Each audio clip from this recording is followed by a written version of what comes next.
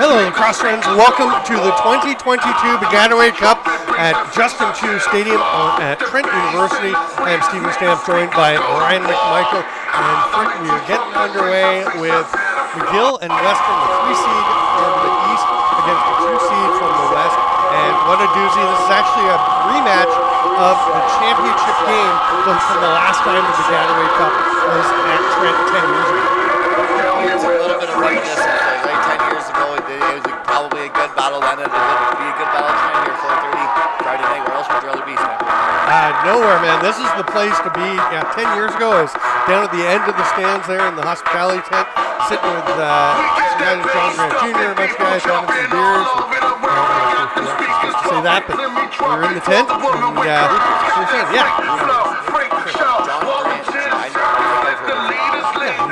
he's a guy from here.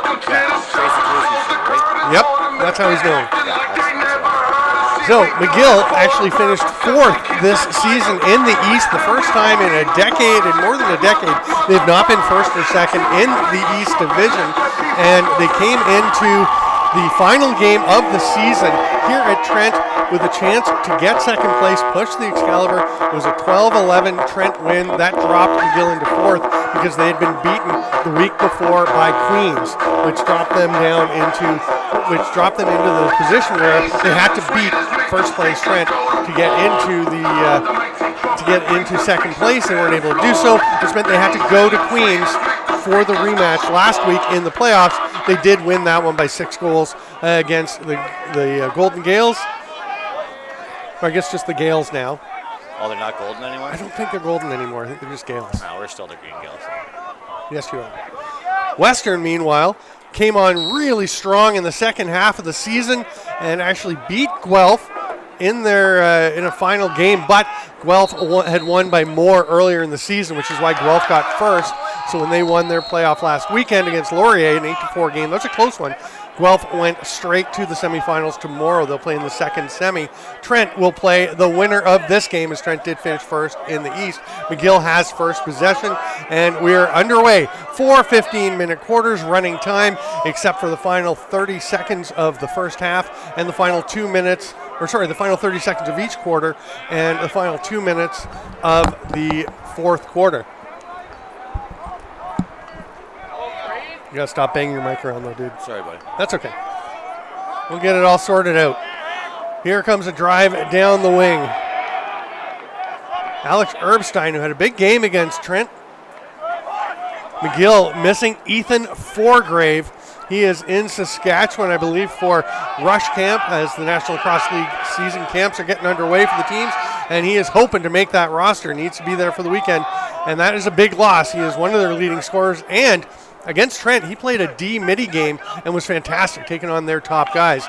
Now they're going to try and do without him. The big man for them is the big man, literally, Cameron McGinnis, number 79. You see him down to your right on the screen. He had 8 goals last week. There's the first shot of the game for McGill. Dylan James shoots it wide, but McGinnis with 8 goals last week in that playoff win. Yeah, that's just an absolute show, right? And he is just an absolute monster down there on that left crease. You know, you're going to have big stick matchups on him, big long pole matchups, and then, be ready on your slides as well, right? Like if he's dodging from low or he's dodging from the side and X, you're going to have slides and you're going to have help defense against such a big body. Yeah, because he actually scored the goal that brought McGill back within 1 at the end of that Trent game 2 weeks ago that we broadcast. And he just went through one of Trent's top defenders, and you do need help on him because he is so strong. Yeah, you got to slide early and often, right? Early and often.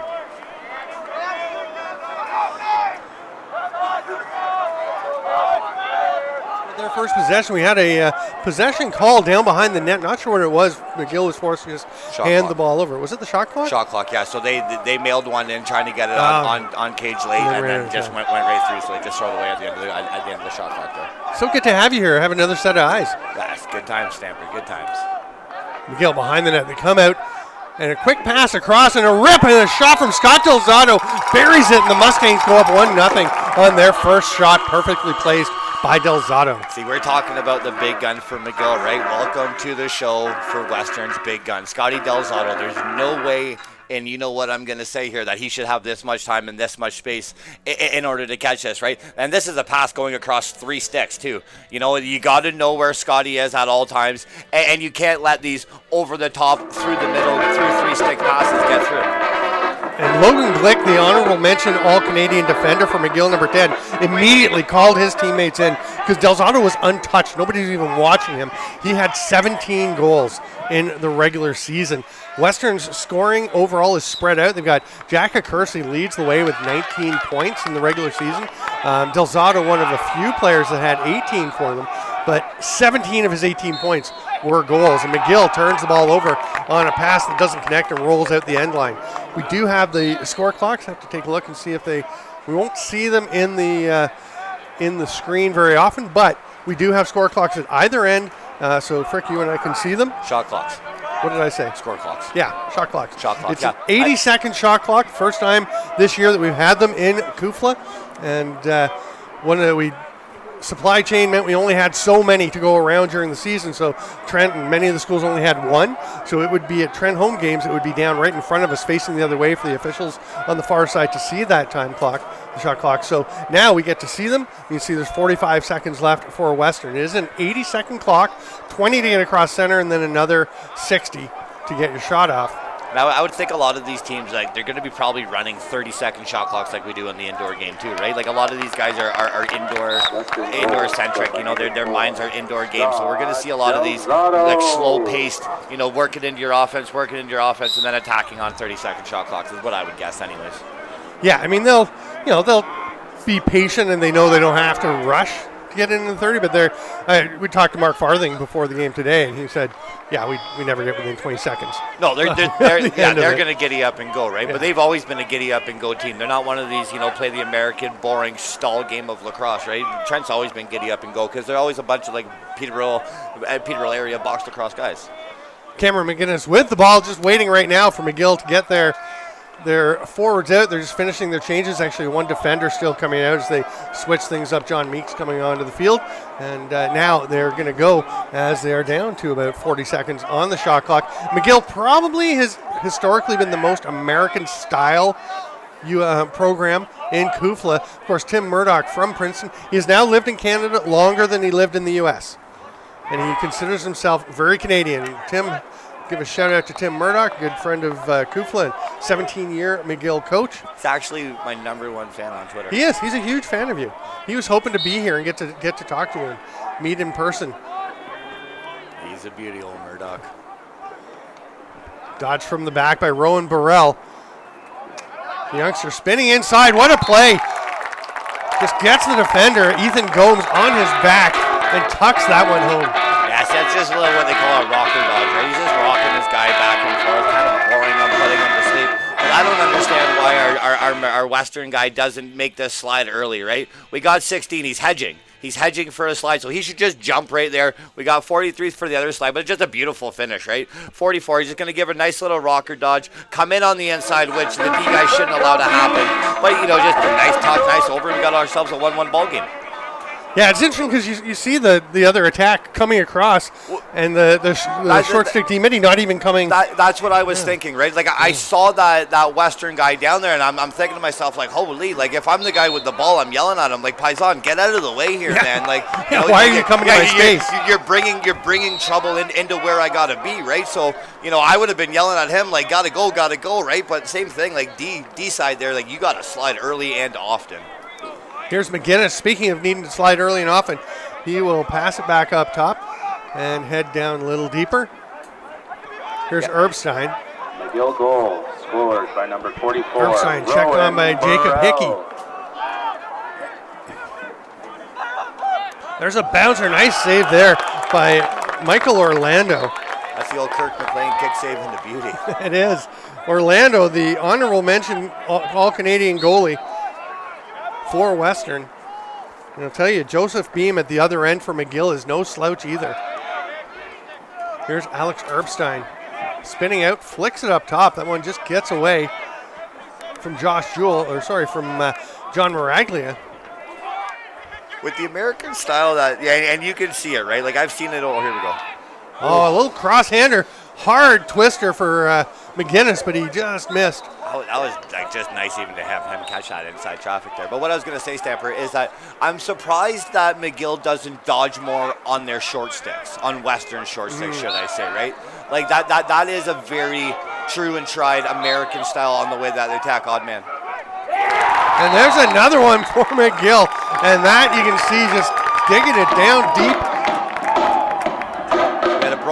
So what happened was there is that first dodge, the Western guy, unfortunately he broke his stick, right? So you might see it here in the shot, you might not, but he's taken off, right? And that was Two's guy, so that's why everybody's kind of discombobulated and they don't know who's got who and where guys are where.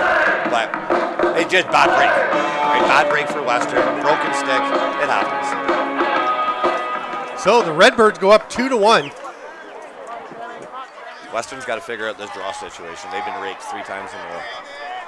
Both the face-off guys are all Canadians, but Sam McDonald for McGill is the straight-up all-Canadian for the East Division, and in the West, Aiden Colebrook for Western is the honorable mention face-off guy. But yeah, McDonald is very good. He was just taking it to Trent when they were here. He wins a ton of face-offs. And he literally rakes this guy every single, I don't want to say every single time because we've had 3 face-offs, 4 face-offs, whatever the number is, right? But it's clean. Like, we're not getting into the muck, you know what I mean? Like, my brother was a face-off guy, and he could never go clean, but his strong suit was he'd put guys into what they call the muck, right? But Western's got to just get some guys in the muck. Nice pass, Will. They try to get it down to Scott Delzato. It just bounces away from him, and they'll have to reset. Here's Pearson Noble back down to Delzato. Will Cardiff is indicating he wants the ball to go around to the far side, and they do reverse. Now they actually cut out a little reverse there from Jacka Kersey, but that one's swallowed up by Bean.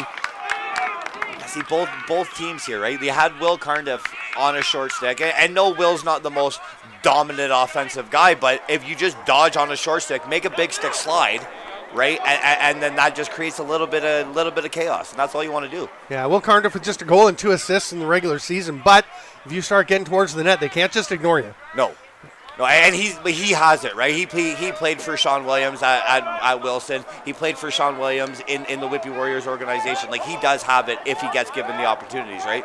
Here's Dylan James driving, steps back, rips a hard pass across, and it's caught and fired home by Isaiah Crean. I'm not even sure that pass was intended for him. It looked like he reached out and grabbed it from in front of his teammate. I'm not sure what's going on with these defenses allowing these over-the-top passes right now, right? Like, it's you got to be a little bit more aware of off-ball, and you got to be a little bit more aware of guys and when they're in dangerous positions, right? Like, the guy, I lost his number there. The guy who dodged on our right side of the screen, he wasn't in a dangerous position. There's no need for that rotation, right? And then what happens is he just turns it back, goes over top of 3 sticks, which is, I don't understand how that happens either, and then it's just a catch and shoot, right? The goalie's got to go post to post. He's not getting over that fast. Very much like the Delzato goal. Literally the exact same thing. goal. Yeah. Just coming across to the righty. See some Trent players down below us, including Curtis Conley walking his pretty cool looking dog there. Oh, that dog. That's a beauty, eh? She is a Instagram sensation as well. Like, he loves putting dog park pictures up, and me and him have dog park picture battles. It's a time. I gotta get in on that. We gotta get Millie involved. Oh, I don't know if Millie can compete with Layla. Like, she's got the radar ears, right? So she's pretty darn cute. Yeah. Dogs are dogs, so they're all cute. Chris Parkinson, honorable mention D. Mitty, will pass the ball up and then head for a change, get an offensive player out there as McGinnis just takes his time. McGill with the 3-1 lead. Of the game, Isaiah Creed. Just over 3 to go here in the first quarter. I'm Stephen Stamp with Ryan McMichael.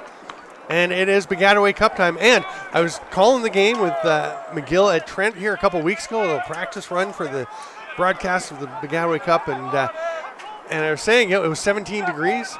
I said, actually, I think it was 22 that week. But I said, hey, if we can have it like that in the teens or so, we'll take it. I was kidding. I didn't think we were going to be 18 degrees. That's golfing weather tomorrow. Hopefully I can get a tee time sometime in the mornings there. That's golfing weather, man. Mid-November almost. Beautiful. McGill with the turnover, trying to drive up the field is George Maroney. He's going to change direction, get around 3 McGill players and flip it across. And nicely moving into the offensive zone is Kaz Nazelski. And then he'll go back and they'll get the attack going. See, this is the most confusing part about field lacrosse for me here, is that why are we slowing down right now? Like, I know we're in a change, but that big, long-legged fella had a short stick. Let's attack, and then make McGill adjust to them. It's not a field mindset. No, it's not. It's like, let's go boring and slow, and I just don't get it sometimes. I guess that's why I was never a D1 recruit. That and my marksman, you know. It's not really ideal for the commentary on a field lacrosse game either there, dude. Hey, I can commentate anything. Put me in a rugby match and go. Delzato's rip has stopped. McGill has it, but all kinds of pressure on Joseph Beam. You can see the pressure that McGill is trying to apply, and that they've been known for that over the years. It's actually cool to see Western back in the Bagattaway Cup because they won 4 in a row from 2016 to 2019. And then obviously no season in 2020. Last year we did have one, but because we had 3 divisions, because there were so many restrictions on travel with COVID and things, we had only 2 teams from the West came out of it with Brock, McGill, and Western, or Guelph. Guelph, Brock, and Western. And Western didn't make it. They just missed out getting to the Bagattaway Cup. It was so strange not having them. Here's a chance as they drive in. And then Brock and Guelph wound up in the championship game in overtime. That was a thriller. I'm sure you remember that one up in North Bay. That was a great game up in North Bay. But it is, it's good to see him. Oh, Delzato low to high. How quick is his stick? That is just an absolutely gross, disgusting catch and release, man. And for him to put this like north or south to north so quickly, but again, like we're looking at these over the top passes. Right, like we're working below, and where's the slide? Like how does Scott Delzato have a short stick on him right there? Like the ball is working around towards where Scott Delzato is, right? So that big stick that should be marking Delzato. You got to be creeping over there and get ready to get your stick on his hands so that this NLL caliber player cannot catch and shoot.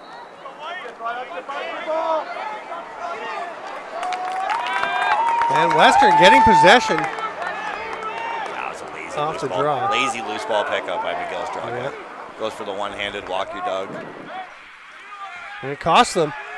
Nice job moving it. John Gregg moving it up into the offensive zone. He's sticking around. 10 seconds. Oh, here's a rip on the run. Nice little touch pass out to Pearson Noble, who had 9 goals in the regular season. He's got his first in the Bagattaway Cup, and we're all tied up. Once again, like, look who has the ball with nobody close to him, and he's the one who creates the goal. Like, so is he going to score? Like, how does an NLL caliber player have this much room just to shop? Like there's no excuse for it, right? Like that big stick has to get out, and if you're just touching Scotty's hands, he can't make that pass 100%, right? Like he's still going to make the pass because he's a great lacrosse player, but it's going to be maybe a 70% pass, maybe an 80% pass. We're not looking at a hundo P where he can just shop and then like that guy buries right in front of the cage. And Pearson Noble left wide open, naked. Too. I mean, you see, absolutely just naked right? on the crease. 7 seconds to go after that goal was scored, and Western's going to run out of time after the face-off win, and we will go to the intermission with the score 3-3. I'm Stephen Stamp with Ryan McMichael. This is Bagattaway Cup 2022 on Lax Sports Network. Thanks so much for being with us. We'll see you in 2 minutes.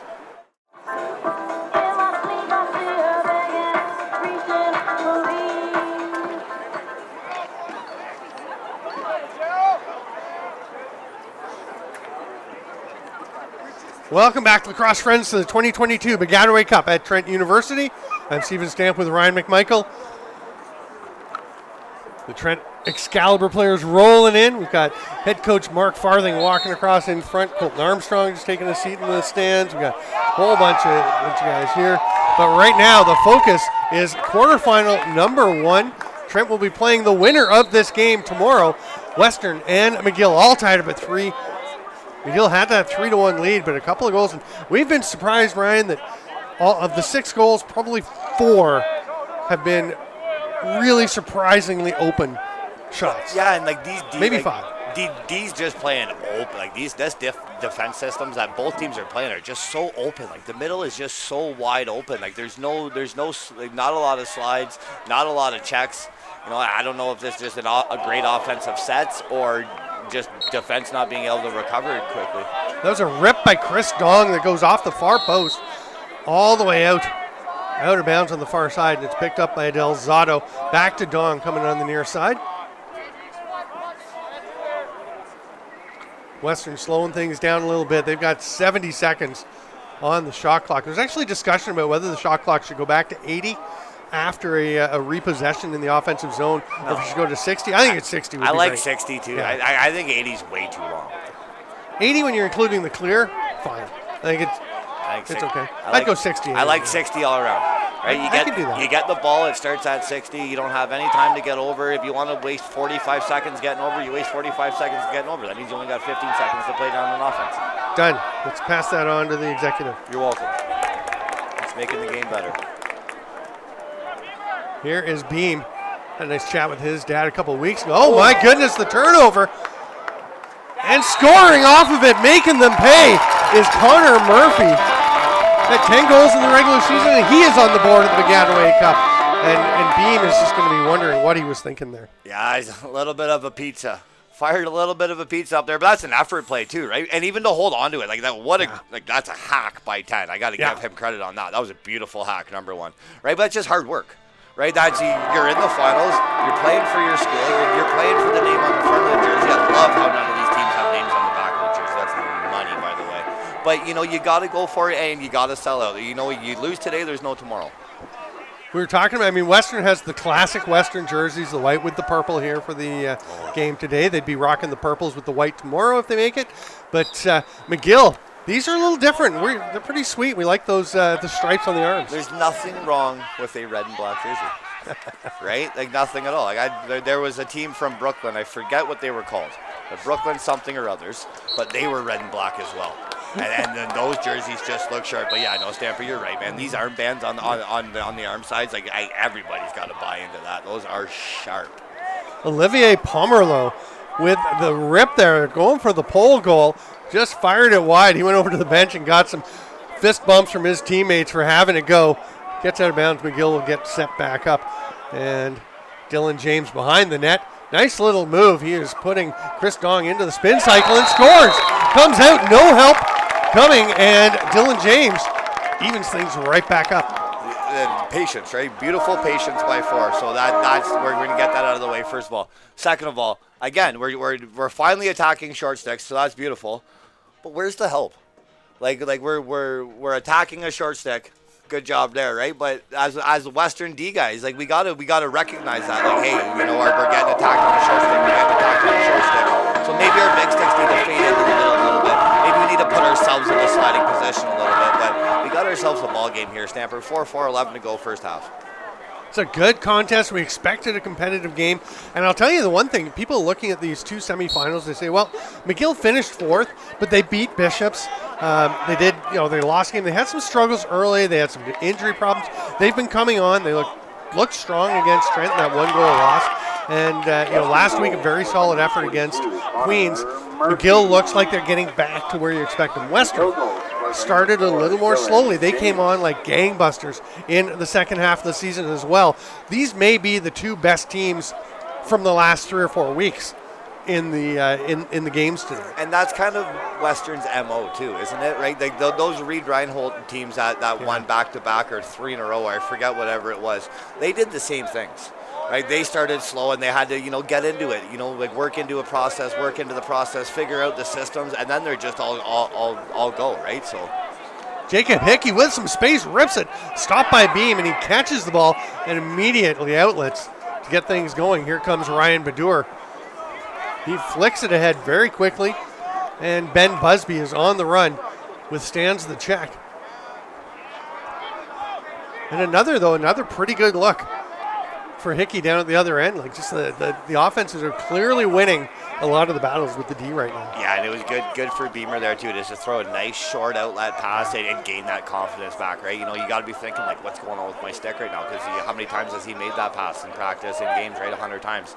So, just for him to get back into a little bit of a mojo and hey, my stick's getting dialed, it's getting dialed, right? So, and then they push the ball up the field as fast as they do, which is nice to see. Patrick Abers' pass is dropped, but Abers going to catch it back after it rolled away from McGinnis. They'll come up to the top, and Rowan Burrell the youngster. He slipped a little bit, but ripped one down low. Hard shot. What a blast by Isaiah Cree. And again, just wide open. Nobody really contesting that pass. Well, I think this might have been the wrong slide. You know, like they slid this time, but the slide came from where the ball was. Like, that's the easiest place for 44 to make a pass, right? Like, his momentum is going towards that corner. So for that guy to slide, that's just an easy draw and dump.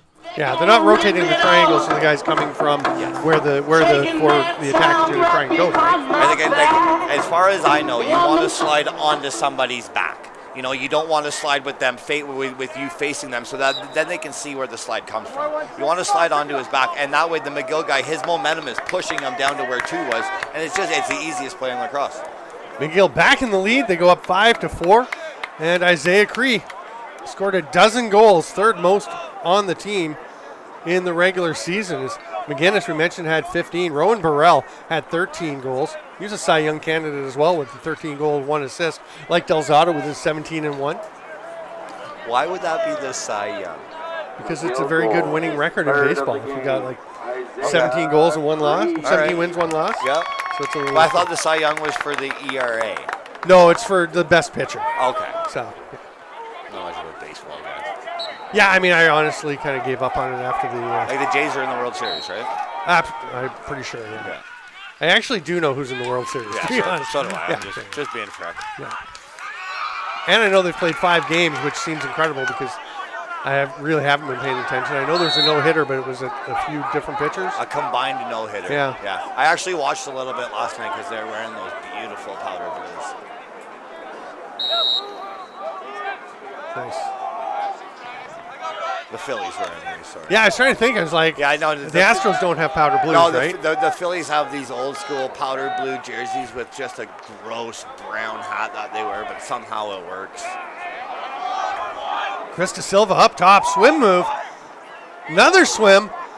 Now he'll hand it off. Low pass, but it is caught there by Noble. Now it pops away. Delzato comes out with it. They're running low on time. Oh, no, they got 55 seconds. And they got a fresh 80s. That one's off the post, but a huge hit. Absolutely flattening. Now we're going to have a first power play here. Yeah, Jack Kersey wound up on the seat of his pants. How about that Chris Cloutier style, whatever you want to call those spinning flipper shotter thingers? The spinning flipper shotters? Well, like what are they? Like it's not the backhand because he just kind of throws it to the side, right? But it's where you get it on. I don't know. You get it on the wrong side, and you just spin and whip it towards the field across net because it's huge. There you go. There's a rip from the right side, but Delzato stopped by Beam, who hangs onto it. Yeah, that's a stick side high to high. That's a nice pass, Scotty Delzato. Some wheels here from Chris Parkinson, another honorable mention All-Canadian, but he is stripped. Western's going to try and push it back, and that's when you really want to clear. When you're shorthanded, gives Western another opportunity. Yeah, I didn't think he just toe-picked into the turf there. Meeks is kneeling, and Meeks is still over in the penalty area. Shot is wide. Western will get the backup. Here comes a Kersey.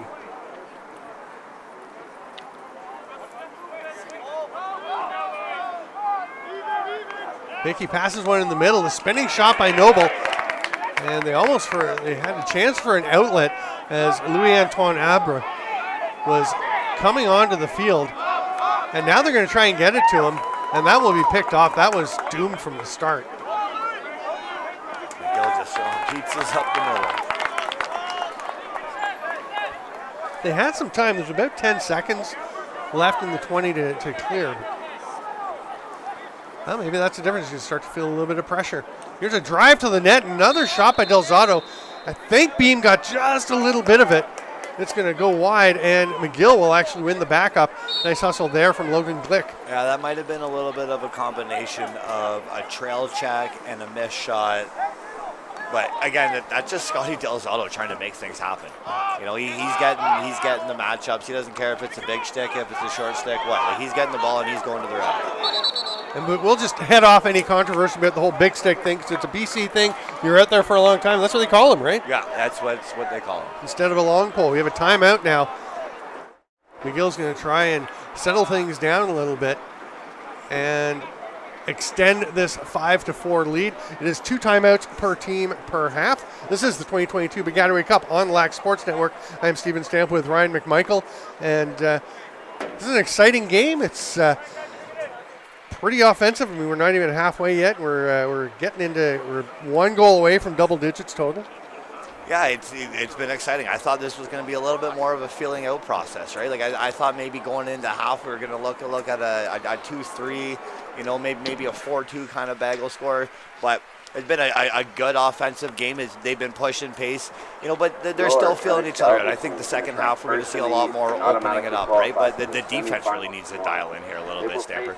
They're so wide and there's so much green in the middle. Like I gotta think that as a DC, a defensive coordinator over here, that's what they got to be talking about right now. Is how do we tighten up the middle of that field and not give the opposing offense so much green to work with.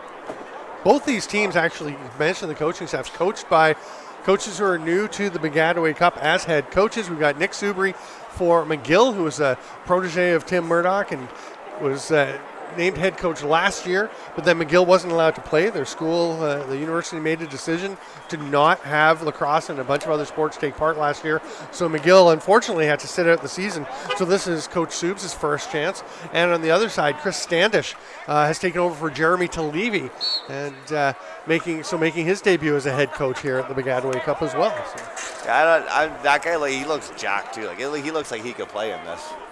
Which one? The guy from Western. Okay. Chris Standish? Yes. Yeah.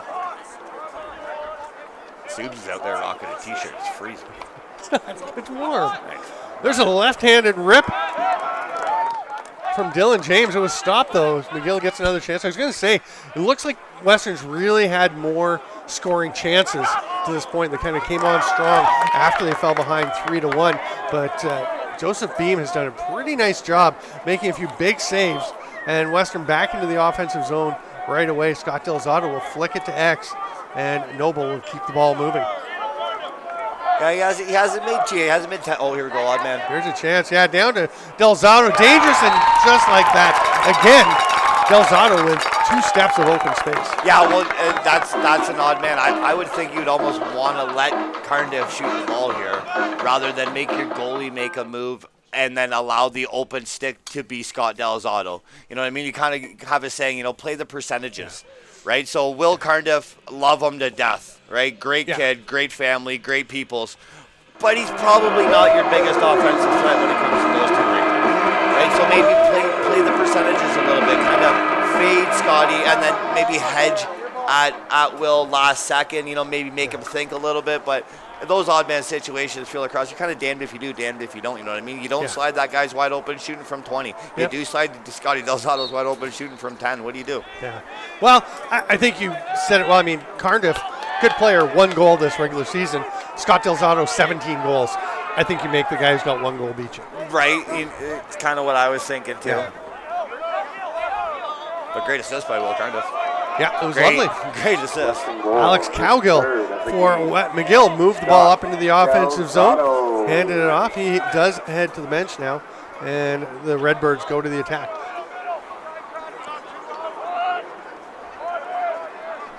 Taking their time. Here we go, initiating the dodge from well up high by Patrick Aber.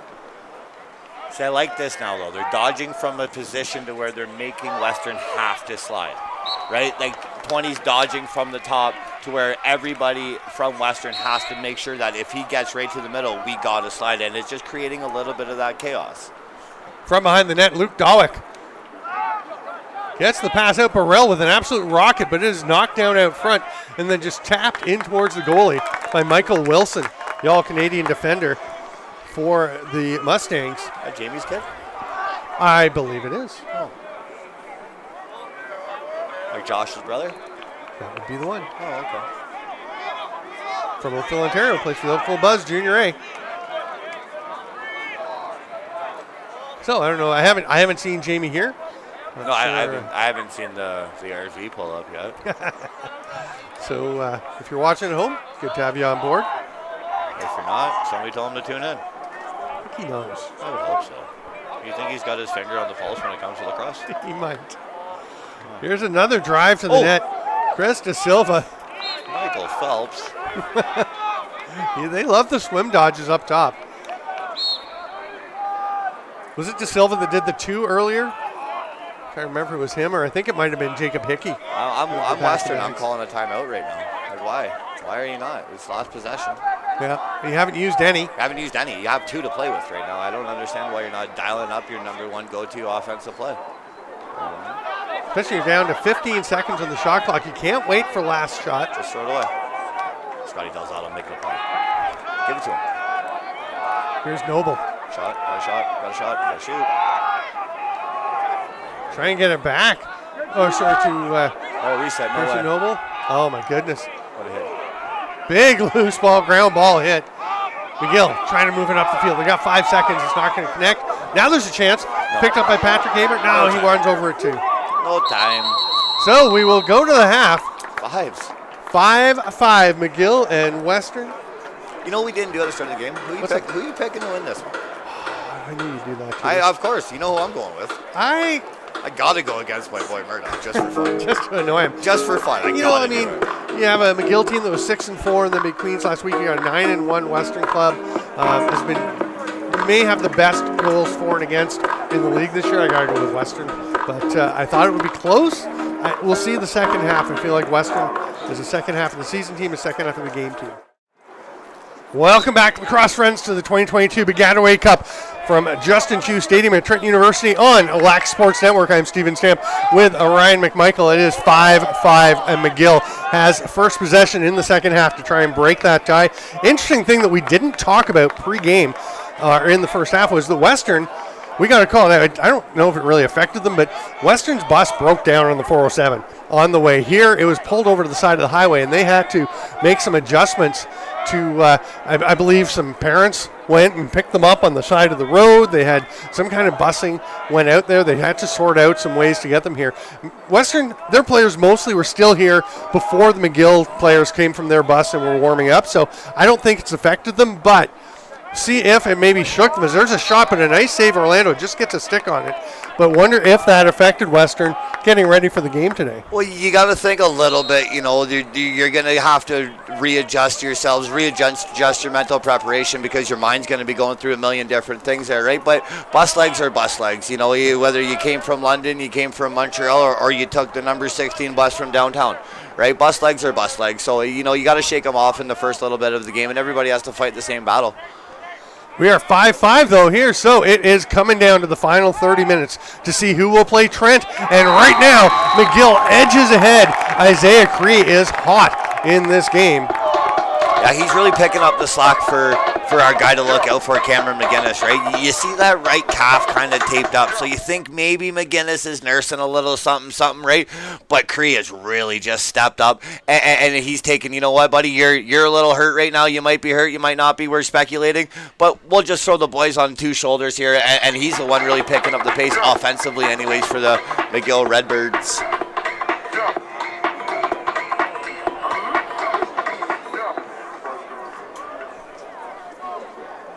See if Sam McDonald can continue his face-off mastery. The McGill face-off expert and all-Canadian. Yeah, pulls one right back through his legs. But it will be, we're going to have a procedure call against Western. It looked like they would get the ball. Connor Murphy. Now Murphy is arguing, and he's going to have to go back behind the restraining line until play starts. Yeah, I don't think they gave him a release there, so that's what the call might have been, as they moved before the release on the fast break. Scored by number 2, Isaiah Cree. Here's Daniel Chan coming up from behind the net, is stripped. Great job by the D midi, Sam Vanderzom. He just rumbles up over center, swim move. The Mustangs love the swim moves. They're employing them in proliferation tonight. He did the old Johnny Cash too, walking that line. That was beautiful. That was absolutely beautiful. I thought he was out of bounds a hundo. It is the blue and yellow alternating lines on the sides, blue across the back, and it is the blue regular crease now. The Trent actually during the regular season had to play with the nets forward a bit because the football goalposts were up, and we're basically made it impossible to play with the nets where they should be. So with the posts removed, now the field extends back to its normal length. So we are in the ideal configuration here for field lacrosse as Kufla's Bagattaway Cup Championship gets underway with quarterfinal number 1 in Delzato with the shot just missing. And I think that's going to be McGill possession. It will. Nice hustle by Chris Parkinson to get the ball back for them. That better be the best short stick midfielder in Canada if you're going to put a short stick midfielder on Scott Delzato and not slide. Like, that's absolutely bonkers. I mean, he's pretty good. He's an honorable mention D-Midi. Oh, so it's still like that's the one of the best players in the tournament. It is. And you have a short stick D-Midi on him. Like, it's either near here or over back. It looked like he was over back to me. Yeah. I don't know why it wasn't. Yeah, see, I don't know this good, or what's his name here? Cameron McGinnis, but he's not moving well, is he? No, he's not. He's not moving, period. Yeah. Like, not about not moving well. He's not moving, period. So maybe if you're Western, maybe you rotate that big stick matchup and say, hey, like, if you're hurt, beat us. Beat us hurt. Yeah, put a short stick on him and see. That's what I'm thinking. You're inverting your D a lot because he is down low quite a bit. So you're bringing a short stick down, and then you're going to be sending a long pole up. But hey, maybe it works. Even on the rides, he's not moving with the fluidity that an offensive attackman should be moving with, right? Nice pop. Yeah, and he can move. He can move with intent. He's actually running off to be replaced right now. Yeah, so there's Ben Busby coming in, and he was struggling a bit to get there. This is just the American change through the line. But he's playing attack. Yes, but what they did is they'll take an attack. Oh, yeah, okay. They'll take an attackman off. They'll put a big stick or a D-Midi in the middle of the field. Change from the middle of the field, and then that guy who changed on the offensive zone goes, and then the attackman comes back on. Right. I know that much. Yeah. But I'm curious why it's McGinnis, if he is having trouble with the leg, why he's the one sprinting off. Yeah, the farthest run, right? Yeah. Bishop's just rolling in. Oh, yeah, the big L'autobus de Bishops. And boy, Drew Pollard. Nice little duck through, and the shot from Chris De Silva. But another save by Joseph Beam. We've got a penalty coming on the play. 30-second hold. So a chance for Western to get back that early goal from this quarter that put McGill back on top. Delzato right in the slot.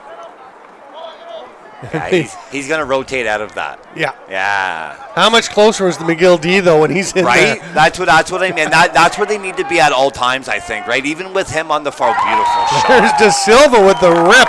Drops the head of the stick, changes the plane, goes low to lower, and tucks it just inside the far post. Low to lower.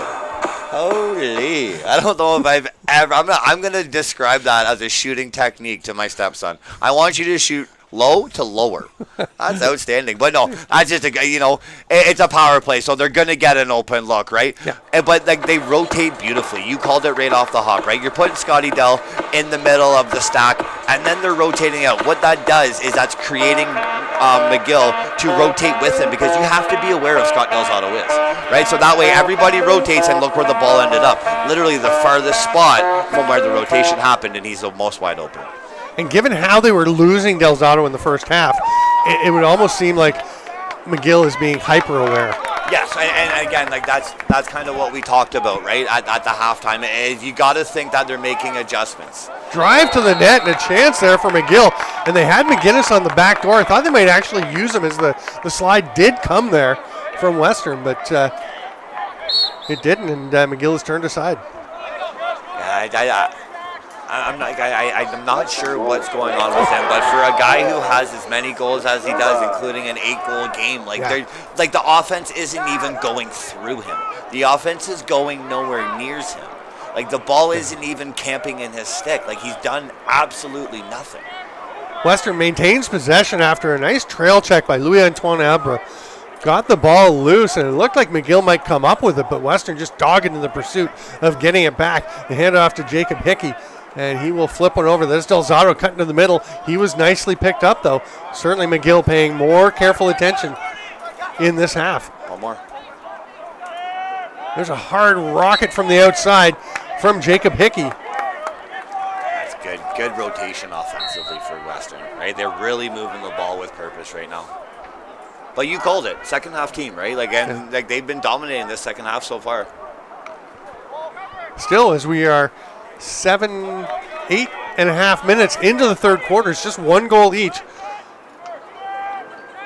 Oh, Hickey trying to go between the goalie and the pipe, but Beam shuts that one off, and the Redbirds will take the ball back. And we only got one set of track pants out here, only one Dylan Ward. Beamer's going with the shorts. Wardo would not approve. No, neither would my boy Tuggy, who started it. I don't care what anybody says, okay? Tuggy was the first goalie to wear track pants that I can remember. And I said it on Twitter the other day, it's because he always wanted to hide wearing soccer shin pads underneath of his track pants. I swear on my, and they weren't even track pants Stamper, they were tearaways. No way. I swear on my life. The old basketball tearaways? Yeah, and he loved them. And they were the best. My high school basketball team, we got these really cool, it was like a rugger pants style thing. No way. They were our warm-ups. Yeah, a little bit. Just in high school. And, there's a shot from the outside. It's blocked, though, and rolls into Orlando. It's a great soak by 1-6 and white. Great soak. It was lovely. Nice job. Sam Vandersam having a strong second half. But we didn't get the tearaway done. We had to stop with a few minutes left in warm-up, take our shoes off to get our warm-up pants off and put our shoes back on. It was ridiculous. You got to go tearaways. Yeah, it was ridiculous. We had to get them dealt with. They were the season. cool. We got all these young whippersnappers in here looking at us like, what the heck are tearaways? Yeah. Like, they were the best pants ever. I don't care what you say. I loved them. They really were. We do have a couple of whippersnappers in the booth, and they were definitely giving you an eyeball. Here's McGinnis. He's moving okay. I mean, speed is not probably his greatest asset, but that is his strong asset. Going to the cage, fighting off the check, and just placing that shot perfectly inside the post. See, now my think negatively on every situation brain is telling me right now, did he just Muhammad Ali us for the whole first half? Maybe the rope-a-dope? Did he literally just Muhammad Ali against George Foreman, rumble in the jungle, rope-a-dope us? Because if this kid just turns it on now, that's the greatest rope-a-dope since Muhammad Ali, right? But there's nothing special about what he just did there. It's just a strong, big man taking his body to the cage, overpowering a D guy and snipe Selly. And you just know he wouldn't care if the slide came. No. He's going to just keep driving through. It almost looked like he was trying to initiate the slide so he could make the pass, right? He was leaning body-wise into the middle. Here you go. Rope-a-dope Muhammad Ali. Let's go. John Gregg on him now, and now you're not thinking about rotating a short stick. Maybe that's what they were hoping. I wanted to say this earlier. I can't believe you haven't had any John Grant slips with John Gregg. Right? That's legit. Well, John Gregg doesn't handle the ball that much as a defender. It doesn't matter, man. How many times have you said John Grant in your life? Like your brain, thousands. My brain would go to that. If I read Gregg, I would say Grant. I'm a pretty big John Gregg fan as well. Obviously, I'm a big John Grant fan, but John Gregg is very good. He's been a. I can't remember ever seeing John Grant play. It's different. Oh, what a save! I'm obviously joking. Yeah, Beam with the stop. John Grant's my favorite lacrosse player of all time. You were so sincere, though. Oh, I know. I'm frick, man. I gotta have fun. Here is the defender coming up, Ryan Bedour. Length of the field, hands it off to Burrell, buries it, and McGill extends the lead. Rowan Burrell with another one. Tough angle shot, too, right? That goalie, he's kind of got to be hugging the post a little bit. And that goes in short side, which is it's a little bit surprising to me. But Bedour just pushes pace, right? That's great transition lacrosse. But here we go. You got to be. I get it. It's stick side. You got to be hedging to the left side, but. For that to go in at such a tight window on the short side for a 2-goal ahead lead, kind of looking at my goalie saying, fella, we needed that one. That's tough. I mean, like you said, you got to be on your post, but when you're on your post, you have to be ready to go. And I don't know if it looked like Burrell maybe just convinced him enough that it was going far side. Did he do the old John Grant head fake? Maybe. Right? Like June's used to be dialed in on that, like kind of dip your shoulder, dip your head, and just push it far side routine. Maybe he pulled a little one of those. Or did he do the Josh Sanderson where you can be watching him from behind and see what he does with his stick and still have no idea? I don't know if anybody, I know it's hard to impersonate, intimidate, whatever, the best lacrosse players in the world, but did you ever see Shooter's stick? I don't know if anybody could try and do something that Shooter did, because the guy legit played with the girls' field stick. Like, girls' field sticks might have a bigger pocket. No pocket. And Shooter had 0 pocket, and it was the traditional dialed-in match too, right? So yeah, he was unbelievable. Unbelievable. Another chance for Burrell. That one is stopped. Big play there by Michael Wilson. You can see why he's an All-Canadian. And look at that pass on the run. One hop, just letting it bounce up to Kaznozelski. Lovely play, and it creates a chance, but there's a strip by Dylan James coming back, and now James will scoop up the ground ball. Put it in his own net. Oh, my goodness. Oh, that's tough. Somebody go give him a hug. Oh. Everybody give him a hug. That's tough. He does not want anybody to talk to him right now. Now, if that's the TSN turning point, that guy's walking home. Oh. Like, I would make him walk home if that's the TSN turning point. That's tough. Final minute of the third quarter, and that is catastrophic. I'm thinking of a play a few years ago in one of the Bagattaway Cup games where somebody threw a pass to an opponent right in front of the net, and it led to a goal. And it was like, you could see it was crushed, but this, like, throwing it into your own net. But like that's a routine play for field, right? Because you're allowed to back in. Yeah. Right. So like literally, I coached U13 field lacrosse this year, and that was my number one. You get in trouble, it's like throw it back to Jax, right? And then we can just reset everything. And I think that's what he was doing. You know, kind of on the tendy too, right? Like stay in your cage, buddy. I'm thinking, stay in your cage, right? Yeah, like if the ball's not I thought cleared the same thing. Like ball's until not cleared, it gets there. stay in your cage. Yeah. On the other hand, we've got 15 seconds left and a timeout taken by McGill to set it up. But I'm wondering, like, is Beam thinking, hey, I'm going to step off to the side here. He can throw me the pass. So if anything goes wrong, it doesn't go in the net. But why are you stepping off to the side? Because so that if anything goes wrong, it doesn't go in the net. But what happens if Western jumps him or he throws another pizza? Right? He jumped out of the cage last time and he threw a pizza up the middle, and then that turns into another Western goal. Right? Well, I mean, in this situation, it's clearly James picking it up. He's got everyone behind him, so it's easier to come back. So I think Beam is stepping off to the side, being devil's advocate, so that the pass can go to the side of the net. If it bounces funny, it doesn't go in. That is the correct play. Yes. But furthermore, why is the goalie not communicating with his defender on where he's to? Yes. Right? And he was the first guy to go over and apologize. Yeah, hey, here's where I'm at. Yeah. Right, like I'm out, right? Because I know goalies yell, I'm out, I'm in, right? Yeah. So he's got to be yelling to his on there, I'm out. That way, because muscle memory kicks in for us lacrosse players. He picks up the ball. Oh no, I'm in trouble. I'm throwing it back to my goalie, who should be in his cage, right? Yeah. How long do you think it felt like for Dylan James as he watched that ball roll into the net? A month. Like a month? Literally a month. Yeah, it's almost Christmas time for him. Yeah. Right? Oh, I feel bad. He's such a good player, too. 8 goals and 7 assists in the regular season.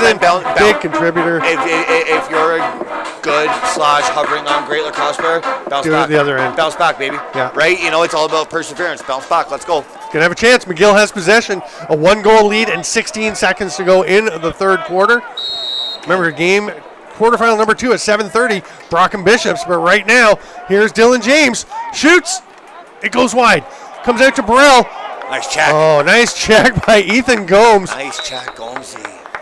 That's huge. 3.4 seconds left. Ice it. McGill has it, and they will. Western. Western has it. It is caught by Beam at the other end. What a blast by Wilson. Length of the field. We will go to the third quarter break through 45 minutes. It's McGill 8, Western 7 at the 2022 Bagattaway Cup on Lax Sports Network. I'm Stephen Stamp with Ryan McMichael. Thanks for being with us. We'll see you in 2 minutes. Welcome back, lacrosse friends, to the 2022 Bagattaway Cup here at Trent University in Peterborough, Ontario. I'm Stephen Stamp with Ryan McMichael. It's 8-7 McGill.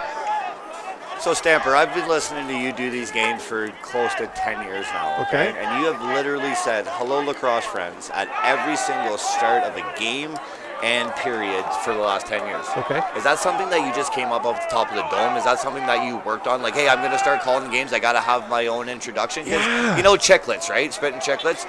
You got, all right. Hello, everybody. I don't really know that. Oh, okay, so that's like that's like yours, right? It's like, hello, lacrosse friends. So like give us a little bit of background on where that came from. Sure, I'm going to call this play, and then when there's transition, we're going to get into that. Perfect. As there's the strip, and McGill is going to push pace back up the other way. We might have to wait for a moment. Here comes Alex Cowgill. He'll hand it off there to Logan Glick. Nope. Isaiah Cree. Oh, nice dodge and scores. What's that, 5 for Cree? That is absolutely disgusting. Like, he just made that guy bite on a hedge fake, shot fake, whatever you want to call this, stutter, step, whatever. That is just absolutely beautiful. Great ball movement, but just a tuck under round. And then he goes, what do we want to, we call that mid to high? There you go. Right? Like, it's just a great and again, like, I'm speculating, okay? So if he's not hurt and his parents are listening, or his grandmother, or somebody is going to get back to this kid, he's not hurt, and say, oh, Frick's been trash talking all game. I'm not trash talking you, right? But the fact that number 2 is just literally taking the whole squad, throwing them, hey, boys, get on the back of the bus. We're on the road. Let's go. And it did beautiful. Like, he's got 4, 5, 6, I don't know, but the kid's having the game of his life. He's good. I mean, he had a dozen goals in the regular season. He's, 16 with a truck. Why? Oh, he effed him. He had to have effed him for that one. 5. What, I don't know. Why did he yell? Oh, what happened? I'm confused. I don't know. Let's see that again. Here we go. So here's the collision. That's good. So where's the penalty? I don't know. He had to have trash talk. 25. I don't know. Well, 25 in white is the guy in the box. Yeah. And the arm out in box lacrosse is delay of game. Right. So this is unsportsmanlike in field lacrosse. So he had to have trash talked him on his way down. But like, taunting. Did he mother F him? Like that? There's like, how bad did he trash talk? Like, would he say sit down? Like, I don't know. We may have some communication with the people on the far side. Maybe somebody can find out what that penalty's for exactly. And, yeah, I'm like just unsportsmanlike conduct. So he definitely. And immediately, Rowan Burrell. Yeah. See, now again, also having a big game. I said that guy that threw the ball in the net, he's walking home. Yeah. That guy right there, 25, if you're on my club, you're probably not playing the rest of the game, and there's a good chance you're walking home. Like, that is just a dumb penalty at a 8-7 game. It was so quick, right? That's dumb. Like, it was right after the play. Dumb. You could see the ref making the initial call and then reaches for the flag. Yeah, so that's what makes Frick's brain go to, he had to have trash talked him. Right? He had to have trashed the guy that fell. And then obviously you can't do that in field lacrosse. We're playing a gentleman's sport here. You cannot trash talk. They're very sensitive. Oh my, trust me. I again, Frick as Frick, coach U13 field lacrosse. Okay, got a couple talking points. Let's put it Got a little out. Fricky. Oh yeah, I got thrown out of the finals. Yeah, I got bad out there. You got thrown out of a game? First time ever. I don't know why. By number 44, Rowan 10-7. Yeah. McGill takes the lead with 11 and a half to go. Oh, we got a change box infraction. Another rule I don't really understand why I have to go through the pylons. Here's a chance. Oh, nice pass down. Delzano stopped. Beam. Nice play. And Delzano is down. Oh, yeah, he crashed hard into that post, trying to do a little bit of a half crease dive, get him fading one way, but what a save by Beamer. Like, that is just a play and a half. McGill really has this, like, they've been taking it slow, and it just kind of looks like they're jabbing before they're throwing a bomb. But like, it's just, there's no bombs being thrown in this fight, right? It just seems like jabs. And McGill right now, they're throwing better jabs. Oh, there's a push on the back. McGinnis going to the turf. He will get back up at McGill with possession. See, now, if this is where we're going to find out if he is hurt, right? Because if he is actually, I don't want to say hurt, but if he's nursing something, let's say, right? Like, I'm taking him out. We're up 10-7. You know, we got the ball. We can kill 80 seconds at a time and just mail it into the corner. Yeah. Yeah, it sucks and it's boring to say, and I would never do it as a person, but, you know, sometimes you just got to look for the greater good and live to fight another day. Yeah, I mean, you're also facing a team with Scott Delzano on it. You know he can put up 3 goals pretty quick. Okay, so let's flip the script then. Yeah. Obviously, we see what Western sees, right? Yes. So we're seeing 79 kind of being lethargic, kind of being, you know, it seems like he's hurt. Why are you not pushing him right now? Yeah. Like, make him work. Yeah, go after him. Make him work, right? Because you know he doesn't want it. Because here they're getting on him. He comes in, a little reverse whip and scores. That's gross. One-hand reverse whip from Cameron McGinnis, who appears to be at 100%. I'm not on that one. Not sold. Right? Yeah. I'm not sold. It's a beautiful goal by a great lacrosse player, yes, but like, I'm not sold on it because there's nothing really overly dominant about this. Like, that's just my personal opinion. That's terrible defense. Like, that's not a good offensive play. That's just bad defense. As a big stick and the guy gets GLE goal line extended, right, you want to start turning them back into behind the net. And that D guy didn't do that whatsoever. He actually let the forward carry over the top, which is exactly what you do not want to do. And that is one that you generally think Michael Orlando, the Western goalie, is often going to stop. Yeah, well, you know, but it's tough too, right? Because he could question mark that. Yeah. Right? He could fade his stick to the outside and question mark that. So, you know, like I kind of feel like the D guy might have been reading the question mark and he just underneath them. But in the same sense, like, this is a guy who has 18 goals in how many games? 6? Right? Like, it's, you know, it's something stupid like that. 15 goals in the 10 regular season games and then 8 last week in the playoffs. There you go. Great job off that faceoff by Olivier Pomerleau, the long stick for McGill, to get that ball. And one of the reasons I think that Sam McDonald is a face-off All-Canadian is he has a great ball team with him. Great wing play. Yeah, it's been outstanding all year for them. And that's really been prevalent in the second half. And the first half, he's raking to himself. He's rake and go, like old school Jeff Snyder. Yeah, he's legit. I mean, I'm not saying stupid legit. Right? But no, he gets great help from his wing. Here's McGinnis. Yeah. Trying to step out. Western is trying to press him. They've got to press. They're down by 4 with under 8 minutes to play. I'm going to be interested to see when Western implements a 10-man ride. Can't be long, right? It's got to be next. Yeah. Right? Got to be next. Spinning shot by Dylan James, the most relieved man in the stadium right now. Oh. No, I like that hit. Sorry. I love disagreeing with officials, but I also really like that hit. Yeah, I mean, 9 feet of the ball. And the thing is, that's what Brent came up to us and said at the Brent Columbine. That's what he came up to us and said at the start of the game. It's 9 feet of the ball. The ball was literally, yes, it's in the other guy's stick, but it's still within 9 feet. I don't get it. Hack. I mean, that is on ground balls as the 9-foot rule, but still, you got to be able to throw a hit. Okay, I'm going to talk to him after this about it, but somebody can help me out on the Twitter here. If it's ground ball and I pick up the ball and same time I pick up the ball and my guy blows up the other guy, is that 9 feet rule? That's a tough call, right? That's a timing one, yeah. Because I think that's what that play was. Here comes Jacob Hickey with speed. Got to push. And he gets turned back. Nice hustle back by Dylan James. Got a guy on the bench. Oh, he had Will coming off the bench. Sorry, Stamper. That's okay. Dylan James, great hustle back. He has probably been the hardest working guy in the field as well since that little miscue that so far is not hurting McGill. I was calling a box game once. Was KW at Peterborough. Got a short stick on Delzato, sorry. There we go, no problem. And that is dangerous, but they get the help. Great. Nice job. Great slide over there by Jack Busby to get in and provide the help. See, you got to get the ball in a short sticks. A guy who has a short stick here, and you got to go a 2-man game with Delzato to get that short stick. There it goes to him now. Like they just but another save. It may have been soaked out front. I think that's a soak. Yeah. Ooh. Oh, that's a hit right up in the face. I think that was high. It looked high. It gets into the grill of Logan Glick. And Western is going to get it back with 5:55 to go. Got to go, Will. Got to go. Hands it off here. And Connor Murphy. One more. There's Delzato with lots of space and unstoppable from there. Scott Delzato.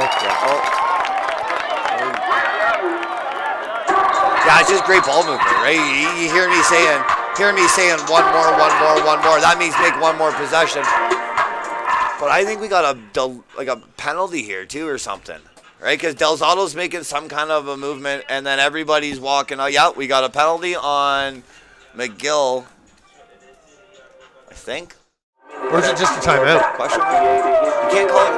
I don't think you can call a timeout on a dead ball. No, it doesn't make any sense. You're an idiot, right? Yeah, pretty much. I think either team can call a timeout on a dead ball. Yeah, it doesn't make any sense. Yeah, during play you have to have possession. McGill could have called that one, but okay. During play you have to have possession. Yes. In the offensive. In the offensive zone. Yes. Yes. I didn't know that. There you go. There you go. So, one game. KW at Peterborough Lakers. Mike Poulin, goaltender for KW, has one where he makes a save, picks the ball up, pulls it back to throw a pass, rolls out of a stick, goes into the net. I saw him after the game, and I was like, Pooley, that's a tough one. I feel bad for you. He's like, yeah, things happen. You just hope it doesn't wind up being a 1-goal loss. Of course, Peterborough beat KW by one goal in that game. And he just, he was like, kind of over because you learn you have to be. All right, we got a minute here. Lacrosse friends. Lacrosse friends. I used to have an email newsletter I sent out to a bunch of folks, and I would always say, "Hey, lacrosse friends," and somebody wrote back and said, "Oh, I'm your lacrosse friend. That's so nice." I was like, "Yeah, it does seem nice." And I just thought, so the next game I'm calling, I was like, "Hello, lacrosse friends," and I've had people walk up to me in various places around the world. I love it. And say hello, lacrosse friends. So I'm sticking with it. I legit, I love it. It's one of the better introductions into the game, which is why I wanted to ask, and I needed to know the origin story. There you go. Well, thank you. And, I've stuck with it. I've been doing it for years. And one guy, McGill with the ball. McDonald to himself.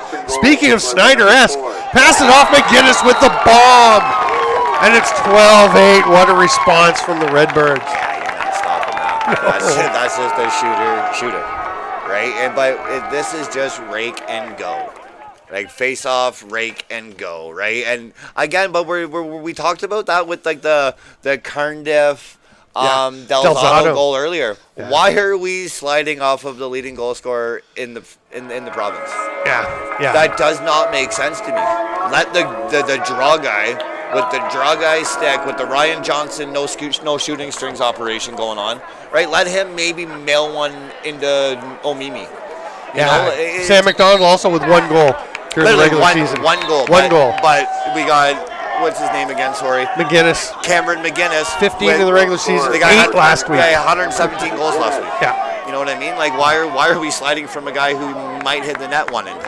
McGinnis had more goals last week than Queens had. He had more goals last week than I had in my career. Me too. And I scored at least 9. I didn't. Unless you count Borough Boys, and then I'm well over 9. I had one killer year of house league.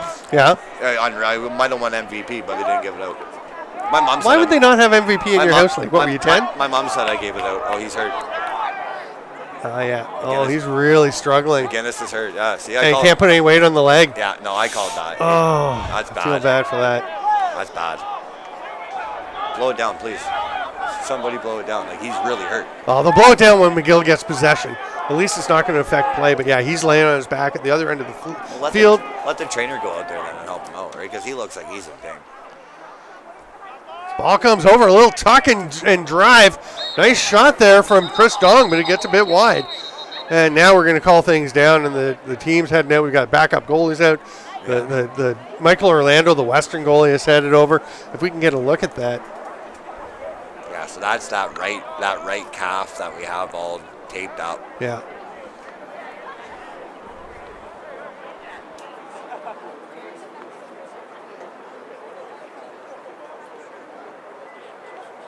Sorry, so we're not going to get a peek at that, but Cameron McGinnis definitely in some discomfort. And, boy, you were saying a couple minutes ago, you're up by 3. Do you pull him and rest him up for tomorrow? He looks pretty smart now. Yeah, well, it's, not too many times somebody says I got a good idea, but, right now, as a guy who I've literally torn my calf muscle before, it's exactly what that looks like. Is that thing is heavily taped, so they didn't want anything going, and he made one sharp move on that right leg, and it just sailed. Quarterfinal number 2 will be at 7:30. The third seed from the West, the Brock Badgers, against the number 2 seed from the East, the Bishops Gators. So we will retain the red versus purple approach that we've had in this game, which is being led 12-8 by McGill. Over Western, I'm Stephen Stamp with Ryan McMichael and Frick with 3:37 to go here in the fourth quarter. McGill with a 4-goal lead. Obviously, they've got possession now. You've got to think they're using 80 seconds or close to it every chance they get. I'm literally, if I'm McGill and I'm their OC right now, I'm telling them, if you guys go anywhere near the middles of the field, you're walking home. If you turn the ball over in the middle of the field, you're walking home. The blanket thread, eh? Literally, yeah. Don't mess up. You're walking home. It's a long walk. It's a five-hour drive. Right? Either that or call your mom and tell her to come pick you up. Because if you throw this away and you make a stupid play, then there's no tomorrow. And Dad's not coming. No, yeah, right. But if you're, and again, so let's flip the script here. If you're Western, you got to have a little bit of urgency, and you got to literally be putting the ball in 4-stick and let him go every single Dong time. With the rip. Western does have possession on the restart. Oh, and the goal, a nice little bouncer from Connor Murphy. Yeah. right? We got 3 miles here. Western needs 3 shots. You get 3 shots in 3 miles, no problem, right? It's just urgency. And stop time for the last 2 minutes makes a big difference. Plus, they still have their timeouts, at least one timeout. Okay, okay. No, it looks like it's stop time right now, Stamper. Shouldn't be. I thought it was the last 5. It's a timeout. Oh, okay. Yeah, I thought Brent told us the last 5 minutes. No, it's the last 30 seconds of each quarter and then the last 2 minutes of the fourth. Okay, so now we got a match up. Okay, there we go. Look at these whippersnappers are just on point. They're pretty sharp. Right? I was just going to mention that we had them match up the blocks. It's already done. Yeah. So now this is where, if you're Western's draw guy, you better figure out a way to stop the rake and take. Yeah, at least scramble it up, right? Get them in the muck, right? You know, I can't say the word that my brother and I used to call it, but get it into the you-know-what, right? Like, make it a battle, right? Because if you're the Western guy, you're literally getting borderline embarrassed right now. So you need to get in the battle, and 3 minutes to go in the win-or-go-home option. You know, you got to battle, and if you don't have battle in you now, you just call it a career. How about this McGill club that really struggled sort of early mid-season, had some injuries, as we mentioned, had to change a lot on their defensive end? What more would you expect from a program who, you know, first-year head coach, but it's literally their second year? Yeah. You know what I mean? Like, they didn't get to play last year. Everybody else got to play last year. Everybody else was dialed in last year. Yeah. So what McGill did last year was split into 2 teams, all their guys, and played in the local league, right? Yeah. Well, they played in the club league in the area, so they got to play some other teams in that. And the younger guys won the championship. But how? I don't know. Oh, nice flip to get it back to McDonald. What a play there by Alex Cowgill. See, like this one, let him take it. Let him have that. Yeah, right. Like don't stop him if he wants to go to the net. It's a dusty stick at best. Let him have it. Here's Rowan Burrell. You can see the pressure coming. Michael Wilson is out there right on top, and Burrell's going to the net. He's going to shoot, and he's going to score. He'd be walking home if he's with Frick, but he's going to be celebrated for the 13th goal. Because he did make a mistake. Right. He literally, 43 there, got left on an island. Yeah. And this is field lacrosse. You're supposed to beat guys one-on-one when you have a month of space to work with. And you can see how McGill clears everybody out. Yeah, so 43 gets a ride home. He's on Frick's bus on the way home. Yeah. Right? It's just we need to have a little bit more of the urgency to, you know, like, do I want to play tomorrow or do I want to sit on the bus and go back to London tonight? Right? And me as a competitor, as a guy who wants to battle, I want to play. So I'm selling out, man. I'm the goalie. I'm running them. I'm taking a shot at something, right? Do something to not let the guy have a free clear right to the cage. Aiden Colbert tried to jump that faceoff to try and get the ball back for the Mustangs. I don't mind that either. I don't hate that either because he's literally been getting kicked all game. Sam McDonald's so good on the draw for McGill, and Colbert does what he can. Just a split second early, and it's turned over. And here is a wide open chance. And are they going to shoot again? They are, but it's stopped. But it will be McGill possession. So now Stamford, I hate saying this, but if we got McGinnis's, anybody watching, he's on crutches. Literally on crutches on the side. So I think that's the weekend for him, unfortunately. I hope I'm wrong. I hope this is just precautionary, right? Because, you know, in all senses, he is a great lacrosse player. And it would have been beautiful to watch him play, but unfortunately right now it looks like that might be a weekend for the young fella. Yeah, I got to agree. And again, 8 goals last week. A couple weeks ago, he was so good for McGill. I mean, he could just, you could ride him. And what a job by Isaiah Cree stepping up. We're going to have a timeout. Right, and so now all the speculation that we got to think I was right is he was hurt going into this game. Everybody knew he was hurt, so Isaiah Cree, man, what a job by that fella. He knew he had some picking her up to do.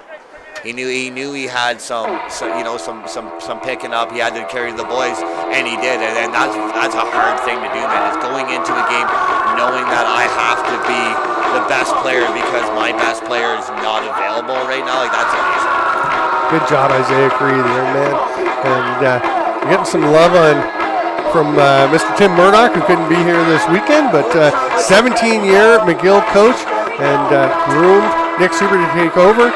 Said, I'm supposed to tell you you're calling a great game, and to tell you that McGill is back in all caps. I don't know if they're back. We'll see tomorrow when they face Trent. It was. Hey, Murdoch, you want to get a little side wager going? I got Trent. Side wager, baby. Let's rock. We got our boy Greggy watching the game too. He says that did not look good. That injury. Yeah. He's like, you look at it in close time, and that doesn't. He used a couple expletives that I can't say, but he said I did. Feel so bad for that right? kid. It just first game, and I can actually kind of relate to this because I think we were 2005, 2006 President's Cup. I did a little tweak to my knee in the Western Finals, and then we came here in first shift toward the ACL. So I'm literally on crutches in Owen Sound for the week. It was just I had a time, obviously, but it wasn't a good time.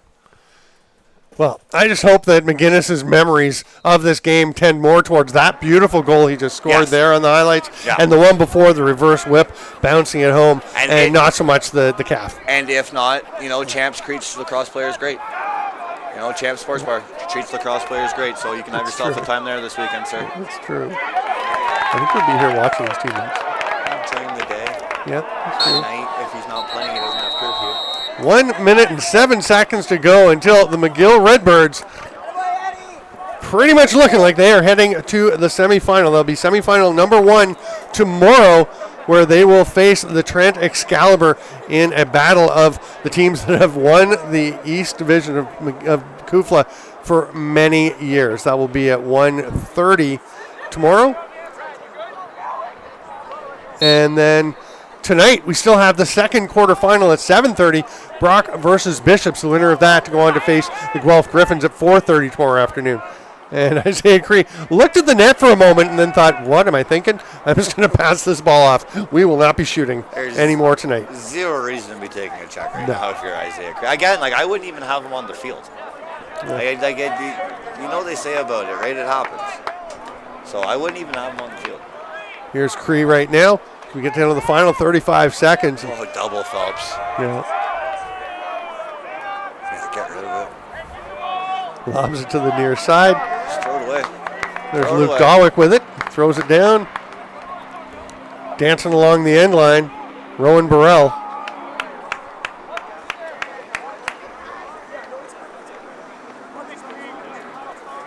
Stick with us post-game for the player of the game presentations. Nice check. A little too late, but that's a nice check. Go on the back.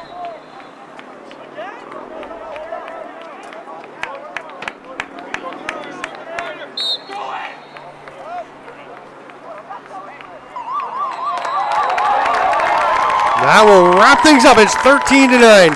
McGill over Western.